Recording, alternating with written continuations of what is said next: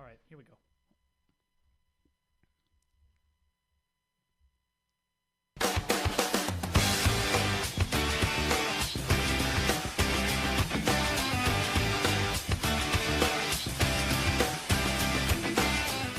And welcome back to another edition of On the Board Sports. I am your host, Will Chiarucci, a.k.a. Will C., coming to you from Gotham Podcast Studios in Manhattan, New York. And I'm joined by the one and only Johnny O'Hagan, controlling the ones and twos behind the glass here at Gotham Podcast Studios. He's always doing an awesome job. And, you know, I saw Johnny before, and he looks like he broke his foot. I don't want to know how you broke your foot, bud. You're in a walking boot. I hope you're feeling a lot better.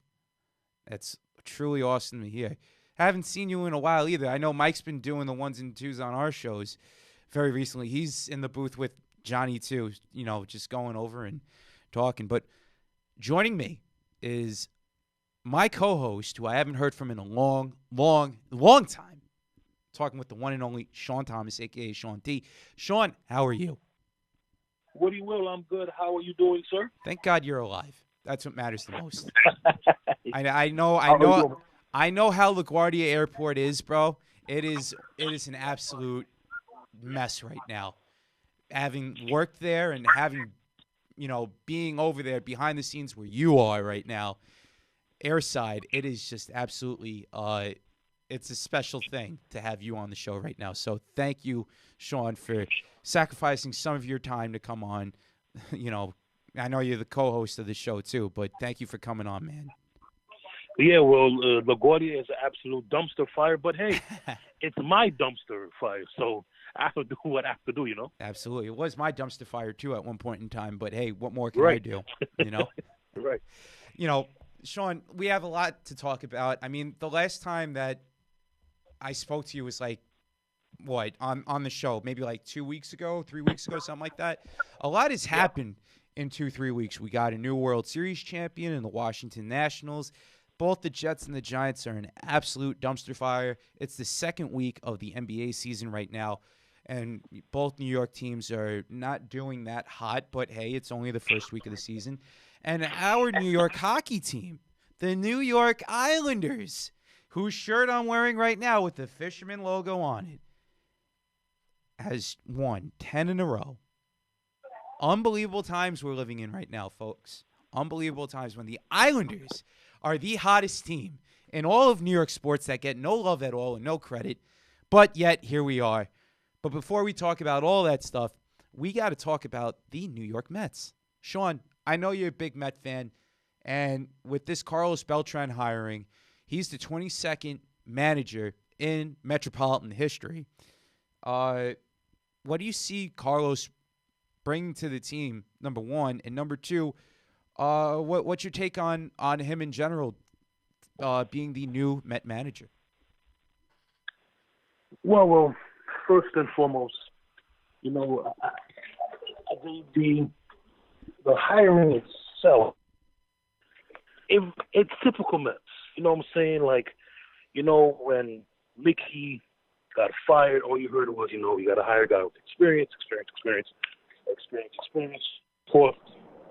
And then what do? We hire guys with experience. Then we hire the guy with no experience. And then all you're hearing is, well, you know, he's worked with, you know, guys when he was on the Yankees, guys who were gloating about him, like CC and Brett Gardner, blah, blah, blah. And then when he was on Houston and he won the World Series, George Springer was gloating about him, and, you know, so was Altuve and A.J. Hinch, blah, blah, blah. But at the end of the day, to me, especially the recent track record of managers with no managerial experience has not been good. In the division, Gabe Kapler was given a pretty good team, and he's out of a job. He had no managerial experience. There's other examples out there as well. I get it. He's a former Met. He's going to be, you know, popular with the Spanish players and the Hispanic players, blah, blah, blah. But he has no experience. And when the going gets tough, which for the Mets it's often, when he makes the wrong bullpen move and he brings in the lefty instead of bringing in the righty, or, you know, the 1 through 9 lineup he puts out there. They aren't scoring runs, or the way he puts the rotation and everybody's getting bombed from DeGrom to Syndergaard to Mets, blah, blah, blah. When the adversity hits, you would like to have someone who's been there before, and he's never been there. He's a cool, calm guy, like he never really got into fights, or he doesn't strike you as a guy that, gets mad at things. But, it would be nice to have a guy that when the going gets tough, he's already been there before. Well, I personally, and this is how typical Mets this thing is. The guy that everybody wanted, was Joe Girardi. Mm-hmm. And where does he end up? In the division. That is typical Mets. It is typical Mets. And I guarantee you the Phillies are going to kick our ass for the next 2 or 3 years.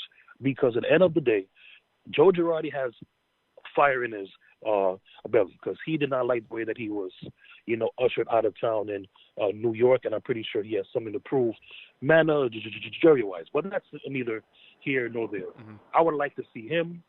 Eduardo Perez doesn't have MLB managerial experience, but he has manager experience, and to me that still counts, especially when you are managing a national country team, because as we know, baseball players, especially amongst the Hispanics, they take baseball, playing for their country, very, very seriously. Mm-hmm. The World Baseball Classic isn't popular in New York, in the United States, but amongst the Spanish countries, they take it very, very seriously. So, a long story short, I would even like to see a Mike Scioscia, a former Met from back in the 80s. I would have liked to seen him maybe at least get a phone call at interview. But we shall see. I don't like the hire right now, but in 2 years I could be eating crow, and I wish I eat crow, because that means that I'll be wrong. And I want to be wrong so bad. As Met fans, for once, when they do something and we don't like what they do, we want to be proven wrong so bad, but we are always proven right. So we shall see. You bring up Mike Scioscia. Mike Scioscia was he was on the Dodgers for all of his career at one point in time. If you're thinking of Mike Scioscia when he had the home run in Game 4 of the '88 NLCS, against the Mets, then I'll go with you there. But he was never on the Mets to begin with. So I understand, the timing of it. It's okay. It's okay. It's all good. That's why I'm here to pick you up, and that's fine. But with the Mets, though, like you say typical Mets move with what has gone on. I think this might be an actual good thing that Beltran is now the manager of the New York Mets. And, Shawn, you hit it right on the head. When Joe Girardi left, and we talked to Sid Rosenberg, who came on the episode prior, he talked about players' managers. Carlos Beltran can be that player's manager for the New York Mets. That's something that Aaron Boone, a quality and characteristic trait that he had, was kind of relating to the players somewhat in a sense. Girardi is a throwback manager that really doesn't, you talk about people's feelings and everything like that. Girardi was more to his binder, more so than anything.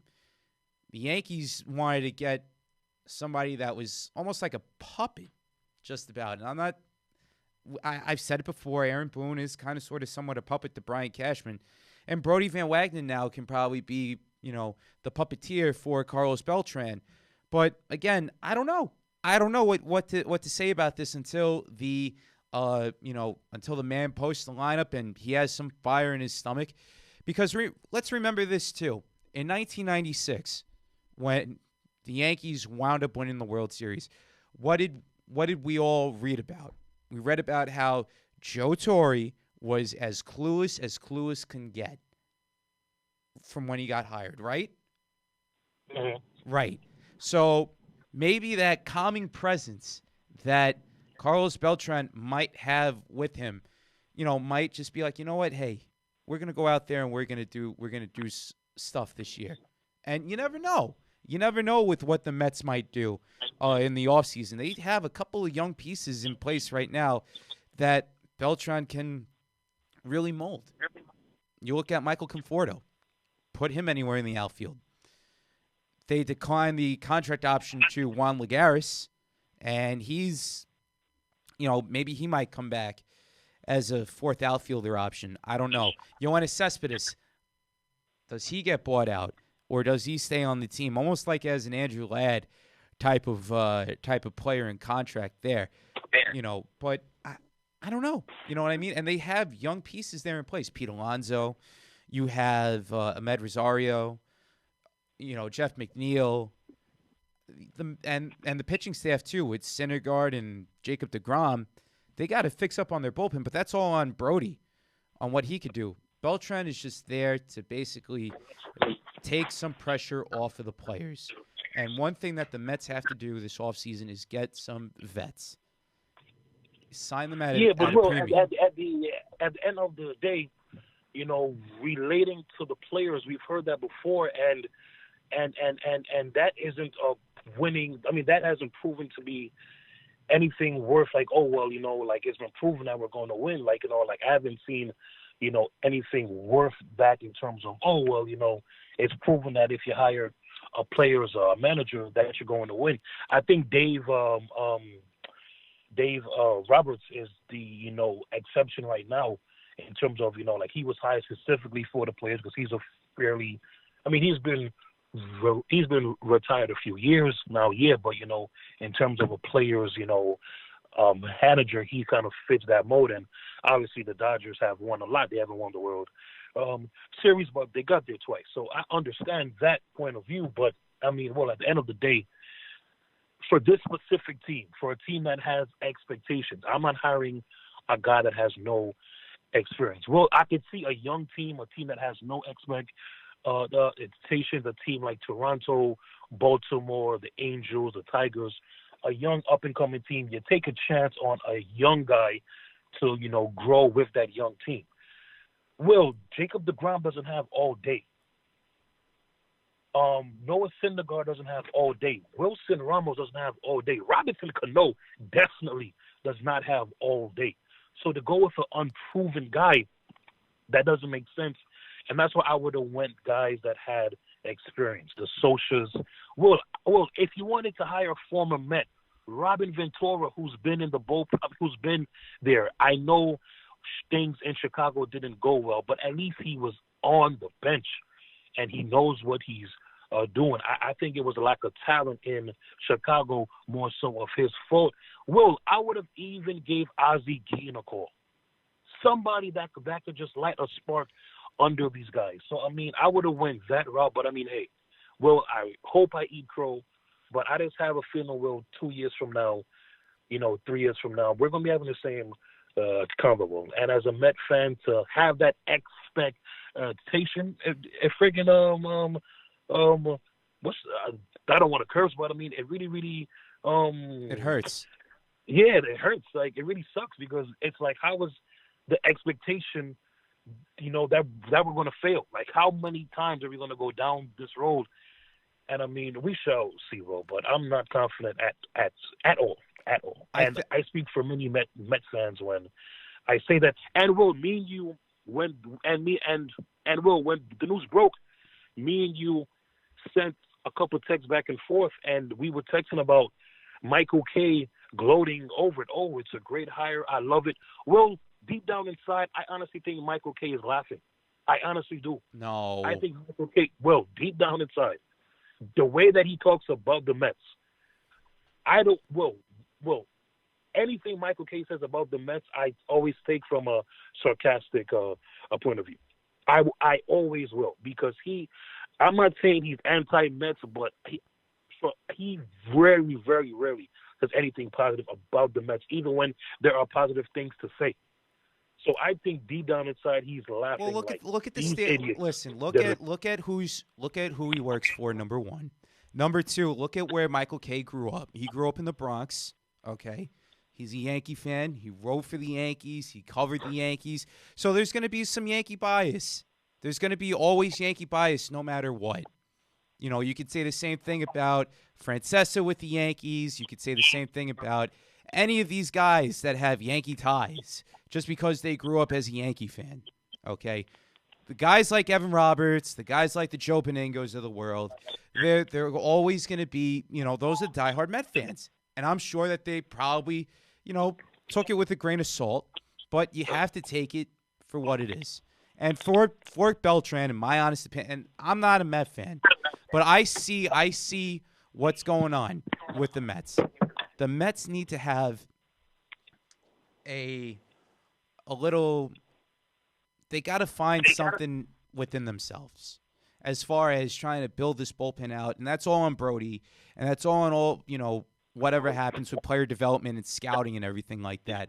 But the bottom line, on paper, with this team right now that's in place, that wound up getting hot, during the month of August, at the end of July, August, and having to deal with the weak wild card in the NL. If that team made it, Shawn, if that team made it into the wild card, they would have definitely messed things up. They would have. They would have. Well, I'm not saying that you're wrong, and saying, but obviously, we would never know. But I'm just coming from a perspective of, it's like, just whenever they have an opportunity to make it right or to do the right thing, they do the wrong thing, and that's the part that sucks. That's the part that it's like, I'm saying, like, well, we got to find out, Shawn. We have to find out in April and in May and in the dog days of the summer in August and towards the end of the year next year in September, if this might be a move that might have to pan out within the next 2 to 3 years. Once we find everything out. But if as a Met fan, I understand where you're coming from with everything, but there's got to be at least some sort of optimism in you that says, you know what, all right, maybe the Mets did do something right. We shall see. But I'm not helping, bro. Well, we'll see what happens, man. That's why they play the games, and with the team that's going to be put in place next year, they should compete. But that's whether here nor there. Moving on now from the new look New York Mets with the new manager, with Carlos Beltran, to a team that shares orange and blue, that plays on Long Island, and I'm talking about the one and only New York Islanders. The Islanders are winners of 10 in a row. They go up against Pittsburgh on Thursday at Barclays Center. Just 11 more games at the Barclays Center, and then after that, it's maybe most of their playoff games, or if not all their playoff games, will be at the Nassau Coliseum. But it's still too early to dictate playoffs. But right now, as it stands, this team is looking pretty good right now under Barry Trotz, and with their defensive structure, having beaten Ottawa yesterday by a final score of 4-1. And yesterday was pretty much a hard-checking battle. The Islanders were, again, duped on the power play somewhat, but their defensive structure really came through against the bad Ottawa team. And let's face it, Shawn, when this team started winning their games, you can almost say that this Islanders team right now that has won 10 in a row, the turning point of the season has to be the game against the St. Louis Blues, in which they were down 2-0 in the third period at Nassau. Brock Nelson scores a goal with 5 minutes left in regulation to cut the lead to 2-1. The energy's in the building, everything like that. And then they tie it on a Matt Barzal goal, and then they go out and they win it on a Devon Taves overtime winner. But since then, after that, it's been no contest and no debate that this team has been playing some really, really great hockey. Shawn, I know you're an Islander fan like I am. What's your take on this team so far, winning 10 in a row, and their prospectus on what the future beholds on them? Well, it's early. So, we still have, even though they've won 10 straight, we still have to temper expectations. However, 10 in a row is 10 in a row, no matter if it's the beginning of the season, middle of the season, end of the season, playoffs. And, well, like you said, they're doing it on the defensive end, like we're giving up 1 goal, 2 goals max. The goaltending with for Lamov, I'm probably saying his name wrong, and Thomas Grice, and Grice we trust. Mhm. The goaltending has been great. The defense in front of them, like you said, Devin Taves has had an awesome year so far. Will, what about um um uh sorry. He was like Yes. a little like free agent 1 year pickup, like, all right, well, if we sign him, we sign him. If we don't, we don't. And holy smokes, I mean, has he been big time for us scoring in what, like, I think it was like, what, 3, 4 straight games scoring for us? Right. So, I mean, we're playing well. And it's not that we've beaten like a bunch of, bad teams. We played some, some decent, teams, and we've won those games. So, I mean, we're hot. We're hot, and hopefully we continue to stay hot. Obviously, we're not going to win every game the rest of the year. But I mean, it just goes to show you that, you know, what I think is really motivating this team. Well, Right. Well, I think what what is motivating this team? I think what's motivating this team is what we spoke about during the summer. Everybody was waiting for the Panarins or the Duchesnes, or everybody wanted the big free agents pickup. And obviously, we didn't get that. We made a bunch of smaller moves for smaller moves for smaller name guys. And it's one of those things where it was like, I think this team is, you know, really looking at it from the standpoint of like, yo, this is the same team that swept Pittsburgh, and even though we got swept by Carolina, we made it to the second round of the playoffs, and we pretty much brought 80 to 85% of the team back. So I think those guys are playing with a little chip on their Shoulder. shoulder roll, because they heard the talk. They heard how could you not get a big name? How could you not make a big trade? And I think these guys are showing, hey, listen, the big names are on this team. Andrew Ladd, I mean, not Andrew Ladd. Anders Lee is a big name. Right. You know what I'm saying? Devin Taves is becoming a big name. Cal Clutterbuck, big name. Matt Barzell, big name. Mayfield, big name. So I mean, it's one of those things where I think because of the lack of a splash move during the summertime, well, I really think that these guys during camp bonded together and are out to prove like, hey, we don't need a top flight a player to be good, and so far so good. Absolutely. And you mentioned Derek Brassard. It was kind of awesome to see him scoring goals in what, the past 4 straight games prior to last night. It was pretty nice to see him score, and they moved him off of the centerman's role to the winger spot, and he's been playing great ever since.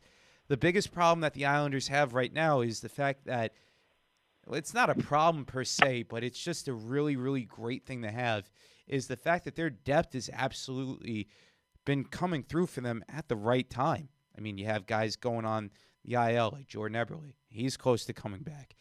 Andrew Ladd, he's very close to coming back. He'll probably be playing tomorrow night against the Pittsburgh Penguins.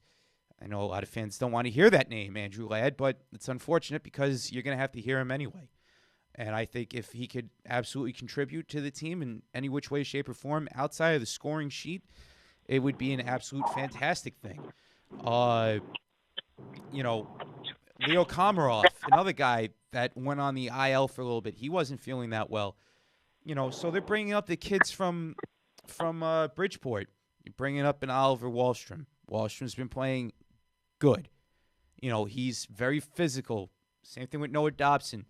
On the times that he could come in and out when he gets dressed up and scratched. There's some weird thing going on with Dobson with regards to his contract and everything like that, how he can't go over to Bridgeport because of the league that he played in. Or I got to figure that one out, but that's neither here nor there. That's from what I've been reading.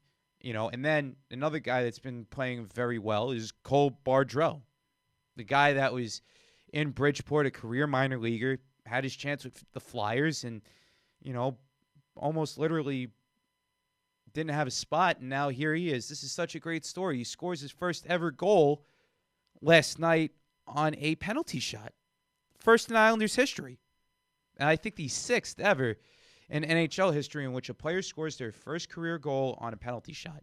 Pretty cool, pretty amazing. That was pretty nice to see. So Yep. And we have guys chipping in, guys that we're not expecting big contributions from, but they're giving us the big contributions which we need, and we've done damage at home, damage on the road.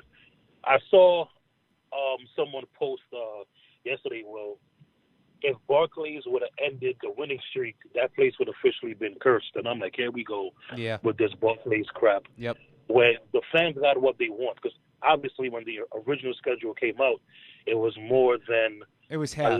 More than 11, 12 games. And now they moved, 9, 10 games to the Coliseum. So it's like, hey. Originally it was half and half, and then they moved 7 games over from the Barclays Center over to Nassau. And look what, like I said, look at where the team has been playing, and the team's been playing great, playing back at the barn, and now with the momentum and everything like that, it's absolutely nice to see.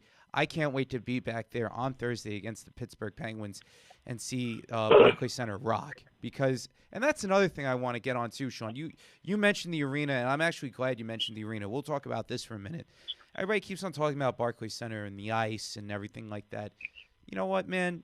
Enough with this. It's only a matter of time before the Islanders, are going to be playing at Belmont, and they're going to be playing at least the majority of their games at Nassau Coliseum. Let's make the best of Barclays Center, and it is what it is for the situation and where they're playing at.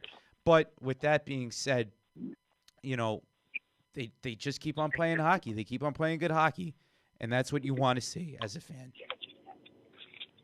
Yeah, and you know what I'm saying, and it doesn't matter where, you know what I'm saying, like they play, for the time being they have 2 homes. Obviously, by the time Belmont is built, they're gonna have 1. So it's like, hey, that's just not spend too much time on this, but like I always say, let's just enjoy the fact that they're still in New York. We still have this team to root for, because that's one thing that always ticked me off, was that a lot of people forget this team was on the verge of not even being here. Right, 100%. A lot of people forget that. So if it's Brooklyn is still in the city of New York. Yep. It's just a longer train ride. Yeah. That's it. It's a part of the island, too. No matter how you want to look at it, it is Long Island. Brooklyn is... It is Long Island. It is Long Island, technically. Right. But... Right. No, people will argue, taxes, this, and that, but no. And people forget Barclays Center wasn't built for hockey. Right. And Madison Square Garden did not want the Rangers and the Islanders playing in the same arena. So Barclays came through. So, I'm not saying, when they move into to Belmont Road that they owe Barclays anything. They don't. But at the same time, Barclays is one of the major reasons why the team is still here. So Charles Wang is the real reason why the Islanders are still on the island. Let's be fair about that. Right, and we have a good team. Let's just enjoy having a good team. Absolutely. Let's just enjoy that, and that was that. So and we just go from there. Then. Absolutely, and can't wait for tomorrow. Can't wait for Saturday either. They're going to be playing the Panthers, and then 4 days after that, after the Saturday game, they go up against the Toronto Maple Leafs back at Nassau Coliseum, in which a certain captain, which is certain Pajama Boy, not my boy, but certain Pajama Boy, is coming back. Boy. He split it. He split the win and the loss last year. Let's see what happens this year. On that note, from hockey, we're going to move on now to one question. Will, yeah, what's up? Are you guys still going to boo him? I mean, enough is enough. Will. It's going to happen. It's inevitable, bro. It's inevitable. Jeez. It's inevitable. You guys got him twice last year, Will. Bro, it's inevitable. Do you guys need any more? It's inevitable, bro. It's going to happen. I hate to admit that, but it's going to happen no matter what. And I got you. Listen, that's like that whenever Shaq touched the ball at Staples Center. He got booed after he got traded over, and he won the championship in Miami. He got booed up until he retired, and now they're cheering for the guy. You know what I mean? Sometimes you got to let time heal wounds, and the booing will eventually go down somewhat to a degree. But come Wednesday, it's going to be pretty loud in there with the boos whenever he touches the puck. That's for sure. Or whenever a certain Mr. 91, the new captain for the Toronto Maple Leafs, is out in the ice. But moving on now from the hockey, moving from the Islanders now to really the biggest dumpster fire of them all, New York football, the Giants and the Jets. They both play each other at 1 o'clock at MetLife Stadium on Sunday. And it's a Jets home game. I'm expecting more Giants fans than there will be Jets fans. But that's whether here nor there. Shawn, I got to ask you, bud, what's your take on this week coming up, and what's your take on the Tennessee Titans so far this season? Well, it's like we've won 2 games, we've lost 2 games, we've won 2 games, we've lost 2 games. I'm just yeah, well, like, we've won some, we've lost some, we've won some, we've lost some. And it's like, we won 2, and then Carolina put McCaffrey did what he had to do. So, it's one of those things where I'm just like, thank you. Where I'm just like, you know what? It's to me, this is a make or a break game rule, because we played the Chiefs and we're 4-5. The bye week is after that. To go 4-6 into the bye week, and then we're going to go into the bye week and we haven't even played Houston yet. So within the last 7 weeks of the season, we have to play the Colts at the Colts, Houston twice, and Jacksonville comes to us. So if we're not 5-5 heading into the bye week, well, if we're 4-6, you figure we maybe split the Houston game, lose to the Colts, the Jaguar game split. Well, we could be looking at a 9-10 loss season for the Titans, which will be disappointing because the past 2 years they've been 9-7, and 2 years ago that was good enough to get them into the playoffs when they beat the Chiefs. So it's been an up and down a season, but we'll see how it goes. Hopefully Patrick Mahomes doesn't play, so we have a chance at actually winning the game, bro. But we shall see, though. Absolutely. Hey, what's your take on the Giants and the Jets going into this game coming up?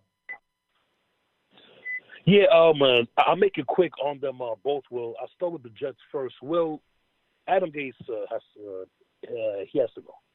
And, I agree with you on that one. And he should not have been hired to begin with. And I believe in karma.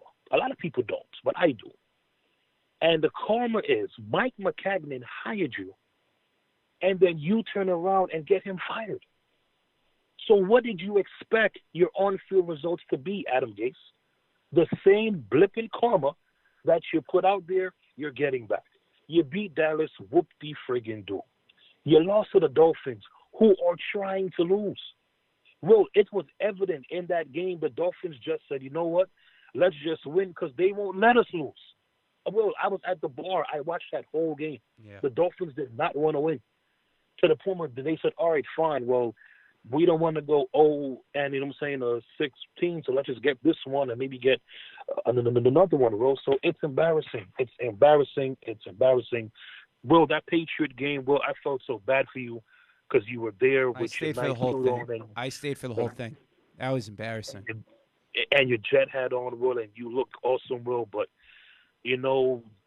to get blown out like that, and then, then in other games, they don't even look like they are competing and out there, man. So, Will, the Jets, woof, But, Will, Mike McCarthy should have been higher in the first place. Mike McCarthy should have been higher in the first place. And Will, do you want to know the funny thing as I transition from the Giants to the football Giants, Will? What's up? If the Giants decide to fire Pat Shermer, it would be real karma if they hire Mike McCarthy. I could see that happen. I kind of agree with you on that. That would be crazy. The coach that the Jets fans wanted, or at least wanted over Gase, it won't surprise me at all.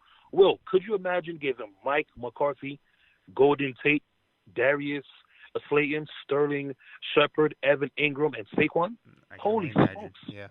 Holy smokes! Please don't remind me. Please don't remind me. So I can see the Giants doing that well, and I hope.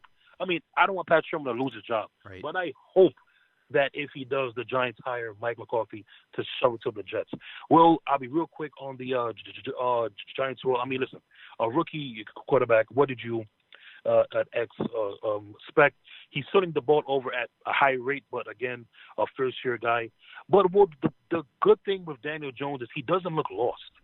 Like usually with a young a quarterback, they're like a deer in the headlights sometimes, but he doesn't look lost. And he's making the right throws. He's making some bad throws, but he looks poised. And well, I'm gonna go out on a limb. I think the Giants made the right choice. I think the Giants have to not make the mistake the Texans have done, the Colts did. The Giants in the next 2-3 drafts have to go heavy on offensive line. It doesn't have to be the first-round pick. But Nate Solder on the left side has to go. Mm-hmm. Whoever the right tackle is has to go. I like the left guard, Wilfred Hernandez, John Halapio at center, and Kevin Zeiler at guard. The interior is really good. The Giants have to get 2 new starting tackles for Daniel Jones. Well, if they do that and they get Sterling Shepard good to go with Saquon and Ingram and Darius Slayton, well, they would just have to focus on the defensive side of the ball, which you could take care of in free agency. So the Giants are way ahead of the Jets, and it's going to be very interesting to see what happens going this coming Sunday. One thing at a time, 1 week at a time. And with that being said, here we go to NFL picks. I don't know our record, Shawn, to be honest with you. I really don't, but we're going to make this short and sweet on the picks here, all right? We're going to start off with the 8:20 game on Thursday. We have the Chargers and the Raiders going at it. Oakland is 24-plus points in 5 straight games. It's the longest active streak right now. Chargers, a huge win against the Green Bay Packers. Shawn, who do you have in this game? Well, give me the Chargers. I think they found something beating the Packers last week, and I think that will continue. Yes, it's a road game, but it's in the same state, so not really much of a road game. Give me the Chargers. I'm going to keep it short and sweet here. I'm going to go with the Chargers, too. Just beating the Packers, like you said, Shawn, that's a real big right step in their direction right now for this team. Moving on now to a dumpster fire. The dumpster fire of New York teams going at it. It's the battle of the dumpsters between the Giants and the Jets of New York professional sports football. Jets are the home team here. Let's make this short and sweet here, Shawn. Who do you got? Well, give me the Giants. I think the Giants do just enough to get it done. Give me the Giants. It's going to be a pro-Giants crowd there on Sunday. I wouldn't be surprised about that at all. Every Jets fan is selling their ticket right now, some way, somehow. With that being said, give me the Giants on the road, even though they're playing at MetLife. So give me the Giants. We both have the Giants there. Moving on to the Chiefs going up against the Titans. Titans are home. Shawn, who do you have in this game? Well, I wish I knew if Patrick Mahomes was playing or not, but I think this is really the last stand for the Titans. And, I think they played like it, Give me the Titans upset special to beat Kansas City at home, regardless if Mahomes plays or not. I'm going to have to go with the Titans here, too. I think Matt Moore, there's just something about this Titans defense this year. It's up and down. It's up and down. I think they're going to be up this week. Give me the Titans at home. Moving on now to the Cardinals and the Buccaneers, a matchup of 2 number 1 overall picks. Kyler Murray and famous Jameis Winston. Buccaneers are 2-6. Cardinals are 3-5-1. Bucs are the home team here. Shawn, who do you have? Well, this is a hard game to pick, but I know we got to make it quick. So who's home? Tampa? Yeah, Tampa. Give me Tampa only because they are home, bro. Give me Tampa at home too. Just keep that short and sweet. Moving on now to an NFC South rivalry matchup that has been going on for years. We're talking about the Atlanta Falcons going up against the New Orleans Saints. Saints are 7-1.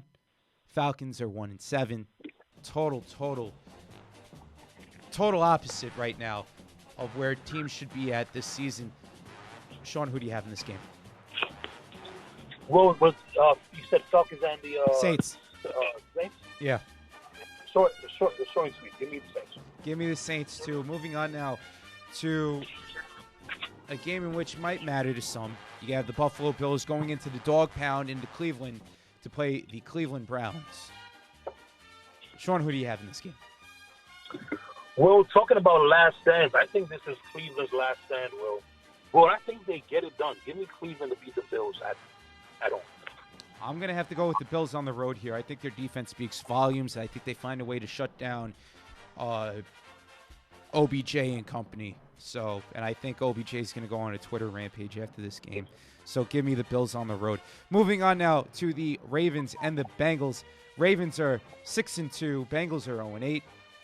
Ryan Finley is going to be making his first career start. Who do you have in this game?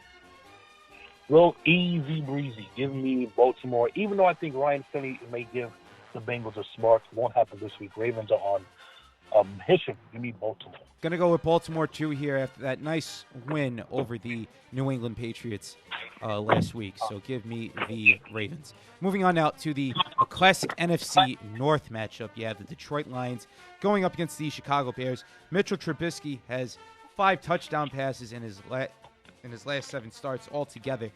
Shawn, who do you have in this game? Well, my phone was breaking up. Bears and who? Lions. Bears, their home team. Well, again, speaking of last stands, the Bears, because the Packers are kind of running away with the North. Well, give me the Bears at home, only because they are home. Give me the Bears, too, at home. I think it's just something about the Lions. In and out, in and out. I don't know.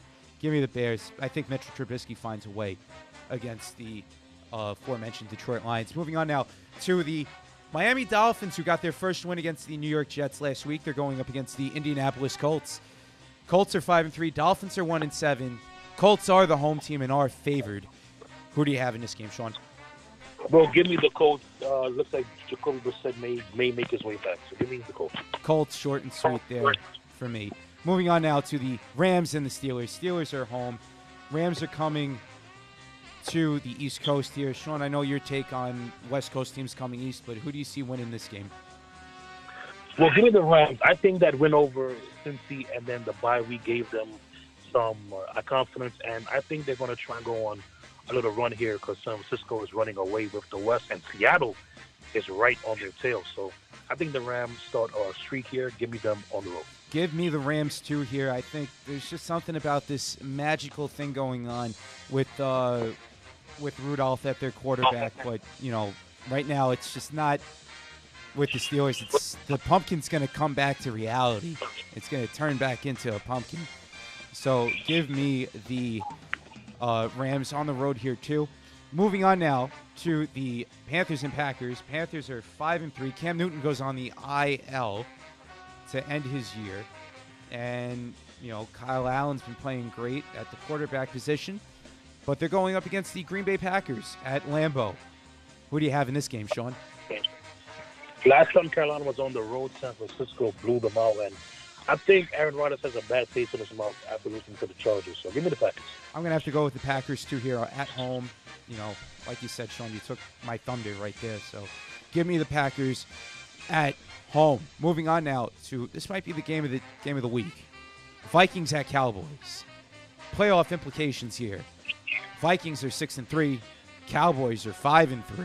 Shawn, who do you have in this game in Jerry's world? Well, the Vikings have been playing well, even though they lost to the Chiefs without Patrick Mahomes. I don't know what that's about. But, well, I don't think I could pick against Dallas when they're at home. So give me the Cowboys. They're in Jerry's world. Jerry's going to be watching from his box for sure. Give me the Cowboys at home here.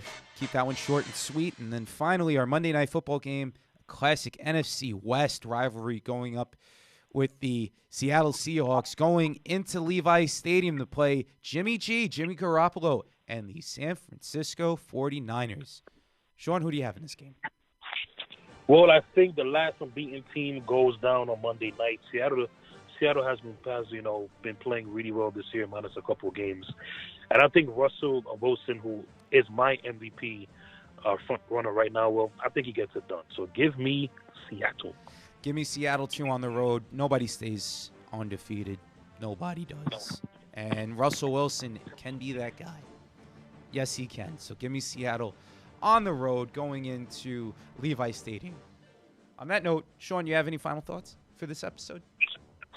No, Will, thank you for holding down the fort as well. Hopefully I'm able to make it in the studio next week. Shout out to Johnny and, Mike and Brianna and Matt and everybody, Caleb and everybody there, everybody associated with Gotham. And, shout out to you holding down the fort. And hopefully Jacob deGrom and Pete Alonso win the Cy Young and a Rookie of the Year deservedly. Voters, get it right. Get it right.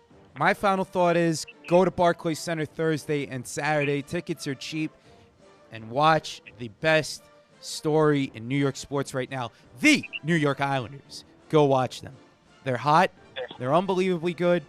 And they're playing a defensive structured system. That's all I got to say. And also, happy birthday to my cousin Catherine, who's going to be turning 13 on actually this weekend. So, kiddo, happy 13th birthday. Can't wait to see you soon. And on that note, for everybody here at Gotham Podcast Studios, I'm your host, Will Chiarucci, along with Shawn Thomas and Johnny O'Hagan controlling the ones and twos. We'll talk to you guys soon. Peace out. Shawn, great episode, bud. I'll talk to you soon, all right? Awesome job.